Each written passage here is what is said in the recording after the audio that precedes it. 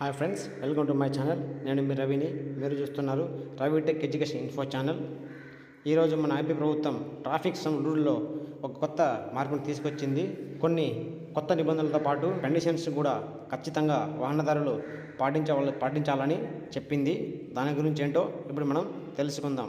చాలామంది నా వీడియోని చూస్తున్నారు కానీ ఎవరు సబ్స్క్రైబ్ చేసుకోవట్లేదు. మీరందరూ సబ్స్క్రైబ్ చేసుకొని లైక్ చేసి షేర్ చేసి మీ ఫ్రెండ్స్ అందరికీ షేర్ చేయండి. దానివల్ల నా వీడియో అందరు రీచ్ అవ్వడం వల్ల ఈ విషయాన్ని అందరూ తెలుసుకొని జాగ్రత్త పడతారని అనుకుంటున్నాను. అందరూ తప్పకుండా దీన్ని మీ ఫ్రెండ్స్ అందరికీ ఫార్వర్డ్ చేయండి. ఇప్పుడు మనం లేట్ చేయకుండా టాపిక్లోకి వెళ్ళిపోదాం. కొత్త రూల్స్ అమల్లోకి రాబోతున్నాయి. అందువల్ల వాహనదారులు అలర్ట్గా ఉండాలి, లేదంటే మాత్రం ఇబ్బందులు పడాల్సి రావచ్చు. జేబుకు చిల్లులు పడతాయి. అంతేకాదండో లైసెన్స్ కూడా కోల్పోవాల్సి రావచ్చు. అసలు ఇంతకీ కొత్త రూల్స్ ఏంటని అనుకుంటున్నారా? అక్కడికి వస్తున్నాను. ట్రాఫిక్ రూల్స్ ఎప్పటికప్పుడు మారుతూ ఉంటాయి. రోడ్డు ప్రమాదాల నివారణ దీనికి ప్రధాన కారణం. ఎన్ని రూల్స్ ఇచ్చినా కూడా ప్రమాదాలు మాత్రం జరుగుతూనే ఉంటాయి. రహదారి ప్రమాదాల నియంత్రణలో భాగంగా హైకోర్టు ఉత్తర్వుల మేరకు సెప్టెంబర్ 1 నుంచి కొత్త రూల్స్ అమల్లోకి రాబోతున్నాయి.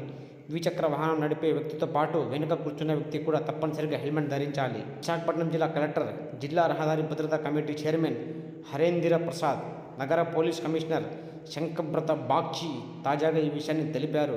ఈ రూల్స్ ఫాలో అవ్వకపోతే మాత్రం ఇబ్బందులు పడాల్సి రావచ్చు. అంతేకాకుండా BIS మార్కు కలిగిన హెల్మెట్లు మాత్రమే ధరించాలని, దీనిని అతిక్రమించిన వారికి జరిమానా వేయడంతో పాటు లైసెన్స్ను 3 నెలల పాటు సస్పెండ్ చేయడం జరుగుతుందన్నారు.